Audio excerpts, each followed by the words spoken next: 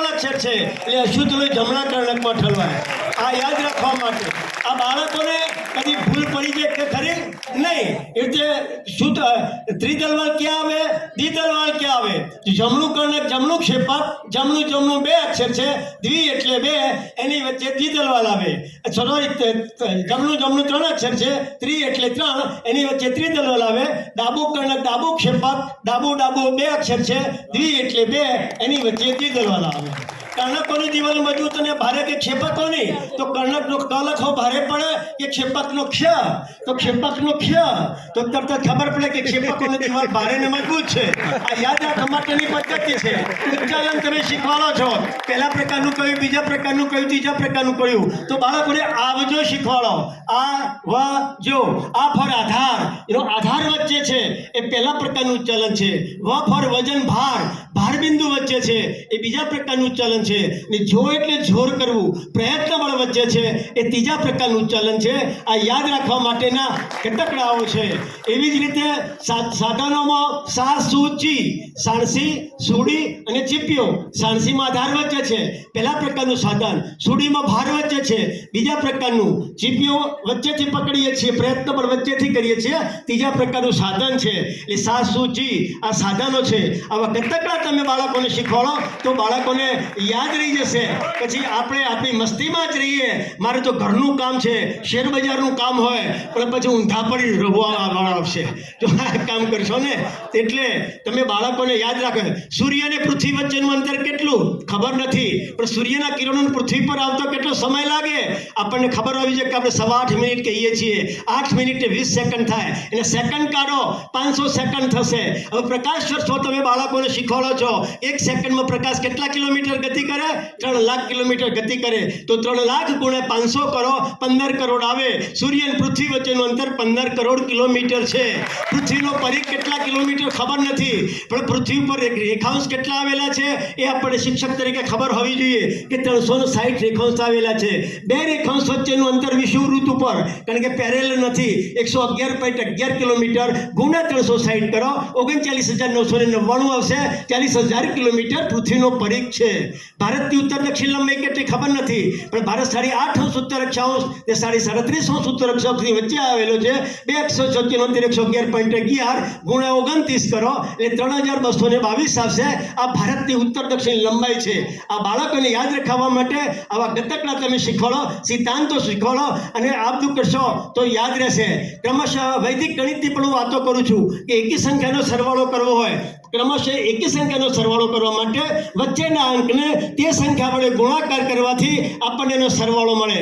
માનો કે આપણે 2 થી શરૂઆત કરીએ, 2 + 3 4 5 6 7 8 9 ને 10, 9 આંકડા થઈ ગયા, તેનો સરવાળો 54 થાય. તમે કે ના 5 થી શરૂ કરો તો 5 6 7 8 9 10 11 12 ને 13, 9 આંકડા થઈ ગયા, એનો સરવાળો 81 થાય. ગપ્પા નહીં મારતો, તમને એમ કે કોણ ગણવા બેવાનું કાકા ઠોકારે રાખે છે. પણ ગણી બતાવું, આપણે 2 થી શરૂ કર્યું, 2 3 4 5 અને 6, વચ્ચેનો અંક 6 આવ્યો. 9નો સરવાળો કરો તો મેં તમને 9 છગે 54 કીધા. 5 થી શરૂઆત કરી, 5 6 7 8 અને 9, વચ્ચેનો અંક 9 આવ્યો, મેં તમને 9 9 81 કીધા. પણ 11નો સરવાળો કરવો હોય તો એક અંક વચ્ચેનો આગળ જ્યાં 10 આવે ગુણ્યા 11 કરવું પડે.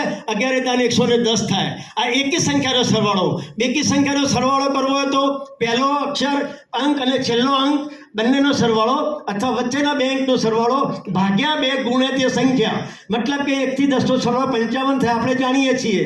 તો પહેલો અંક 1, છેલ્લો 10, 10 + 1 = 11, વચ્ચેના બે અંક 6 અને 5, એનો સરવાળો પણ 11 ભાગ્યા 2 5.5 ગુણ્યા તે સંખ્યા, મતલબ કે 10, 55 થાય. આ વૈદિક ગણિતના દાખલાઓ છે. એવા ઘણી બધી બાબતો છે, પણ અહીંયા ટાઈમ નથી. પણ હું તમને એમ કહું છું કે તમે ખરેખર જો શિક્ષક બનવા માંગતા હોય સાચા, તો ગીજુભાઈ બધેકાનું મારું દીવા સ્વપ્ન પુસ્તક અવશ્ય વાંચજો. એમાં તમને જાણવા મળશે કે ગીજુભાઈ બધેકા બાળકો સાથે શું કરતા હતા, એ તમને ખ્યાલ આવી જશે. બાળકો સાથે બાળક બની જાઓ, એની સાથે ગોથો ખાતા હતા, એને ખંધોલીએ બેસાડતા હતા, અને ત્યારે એને બાળકોનો પ્રેમ જીત્યો અને બાળકોને લાગ્યું કે આ એ સાહેબ કે છે એ જ પૂર્વ દિશા. એમને શીખવાડવા માટે વિશેષણ શીખવાડવું હતું.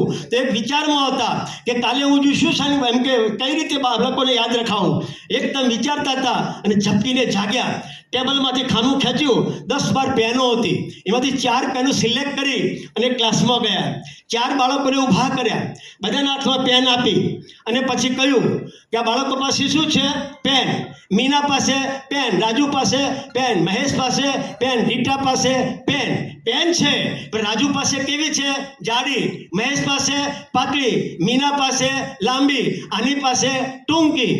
લાંબી, જાડી, પાતળી ને ટૂંકી પેન છે, પણ આ શું બતાવે છે? એની વિશેષતા બતાવે છે.